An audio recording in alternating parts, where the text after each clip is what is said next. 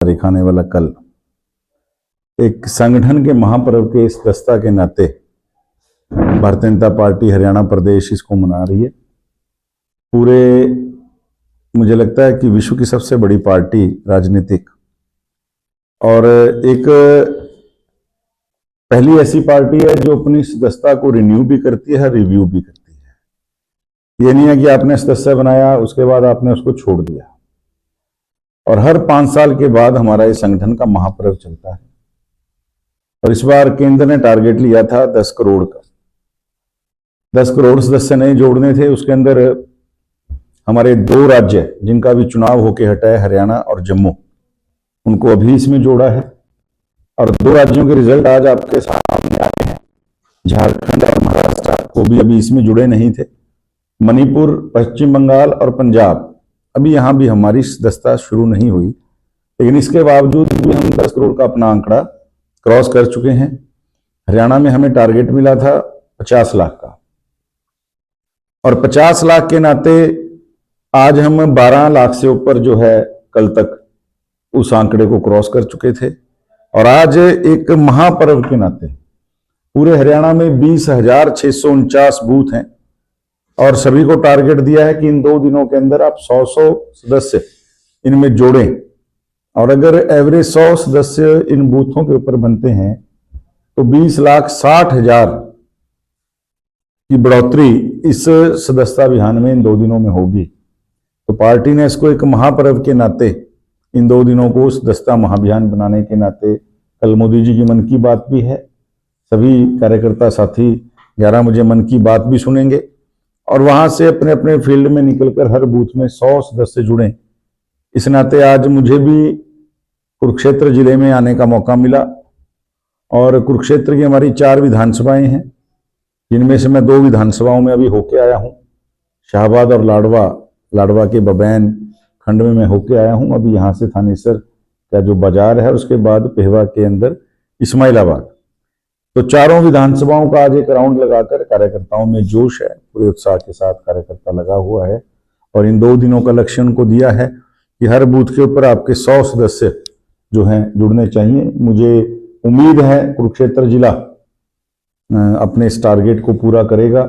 अध्यक्ष जी हमारे बीच में हैं, सुशील जी, और बड़ी मेहनत के साथ इनकी टीम लगी है। राहुल राणा जी हमारे प्रदेश के सचिव हैं, और इस सदस्यता अभियान के जिला के हमारे जो हैं इंचार्ज भी हैं।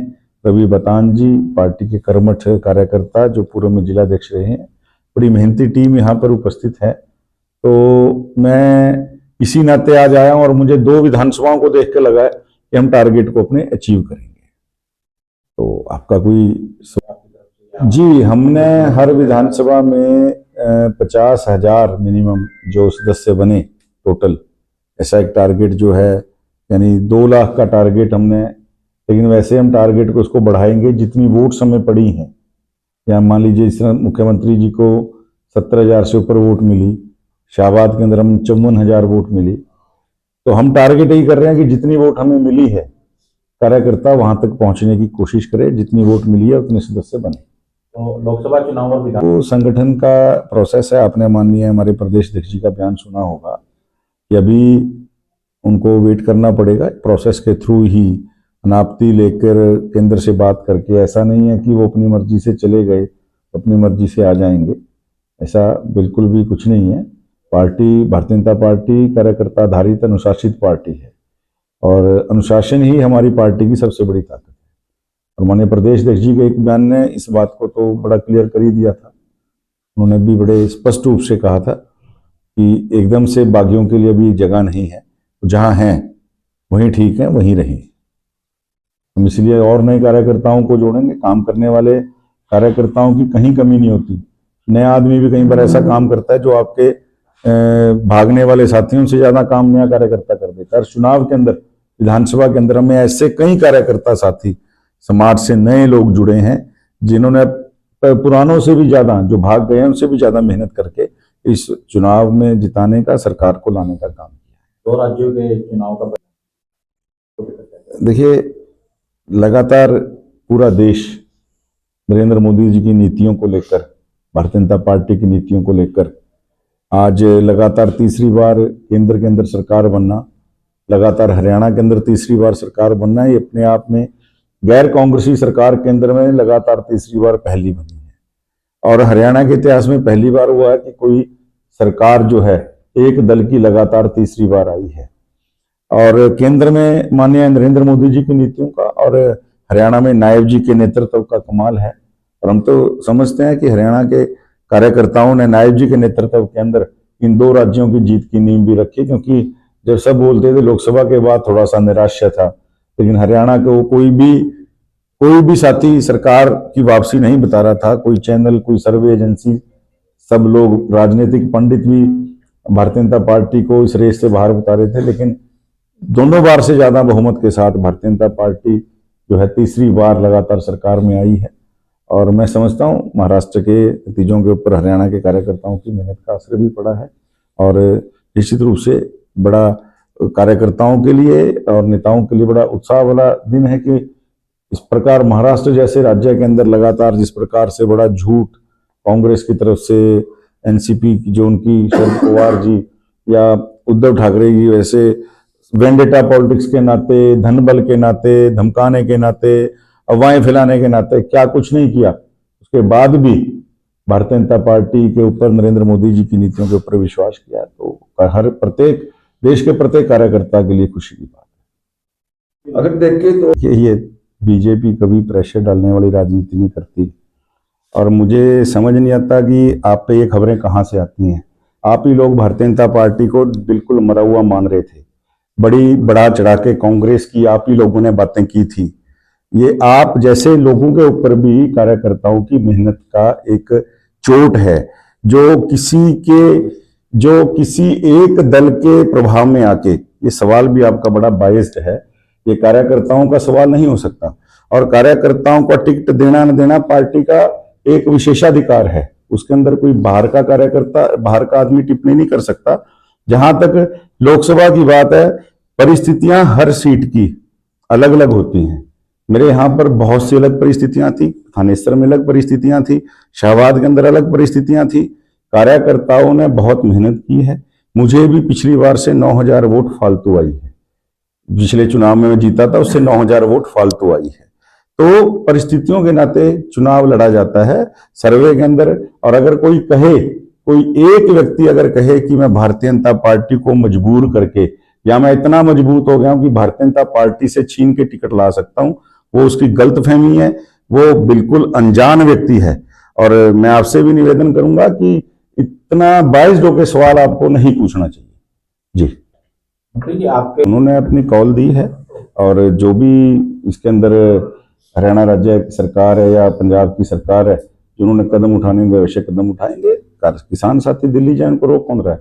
ट्रेन चल रही हैं, बसेज हैं, फ्लाइट है और रास्ते हैं, लेकिन एक ही जगह से जाना क्या करना, मुझे उनका उद्देश्य आज तक समझ नहीं आया। बाकी किसान हमारे साथी, हमारे भाई, जितना इन किसान साथियों के वेलफेयर के लिए हरियाणा राज्य ने किया, केंद्र ने किया, आज तक नरेंद्र मोदी जी ने जो नीतियां किसानों के लिए बनाई, उन नीतियों को आज तक कोई और केंद्र की सरकार नहीं बना पाई। और नायब जी ने तो बहुत आगे बढ़ के 24 की 24 फसलों को एमएसपी पे जो लेने का एक निर्णय लिया, आज तक कोई भी राज्य की सरकार, आज तक ना हरियाणा छोड़िए पूरे देश के अंदर कोई सरकार ऐसा नहीं कर पाई।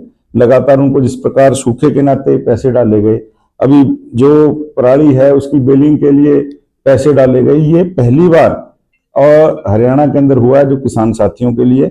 लेकिन जो कुछ लोग इस आंदोलन के नाम के ऊपर कुछ अपने तथ्यों को आगे बढ़ाने में लगे हैं, तो 9 महीने से वो बैठे हैं। हमने तो बड़ी शांतिपूर्वक तरीके से उनसे अपील भी की, आप दिल्ली जाएं, सब ट्रांसपोर्ट के मोड खुले हैं, आप जा सकते हैं, अपनी बात रख सकते हैं। अब वो 6 का उन्होंने कूच का ऐलान किया है।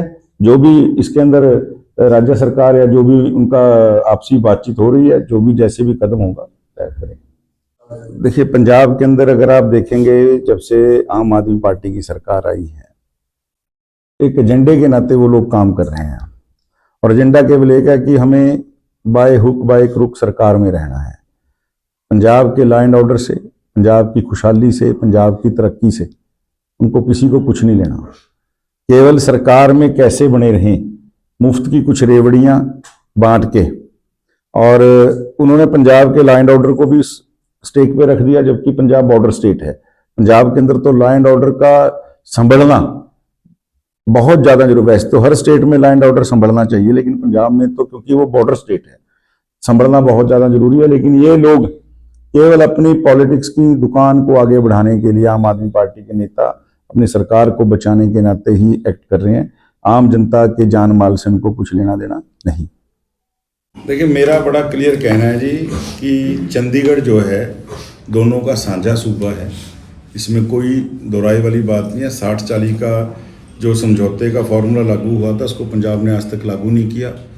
और विधान भवन के अंदर भी जितना हमने विधानसभा में दोनों बार महसूस किया, 28-30% की हमें हिस्सेदारी भी मिली हुई है। 10 से 12%, उस 40% के ऊपर भी आज भी पंजाब का कब्जा है। और पंजाब के राजनेताओं ने कहीं भी पंजाब के बड़े भाई होने का धर्म नहीं निभाया। हरियाणा पंजाब के अंदर रोटी बेटी का रिश्ता है, कल्चर समान है, हम एक दूसरे की संस्कृति से जुड़े हुए हैं।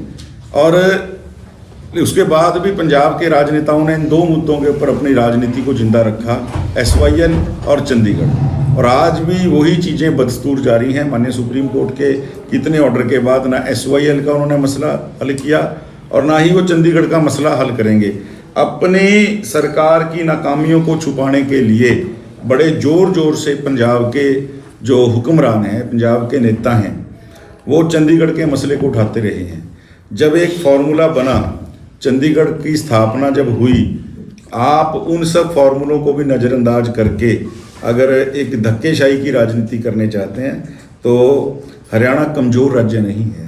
हरियाणा अपने हक का हिस्से का पानी SYL भी लेके रहेगा। हरियाणा अपना जो चंडीगढ़ का बनता हिस्सा है वो भी लेके रहेगा।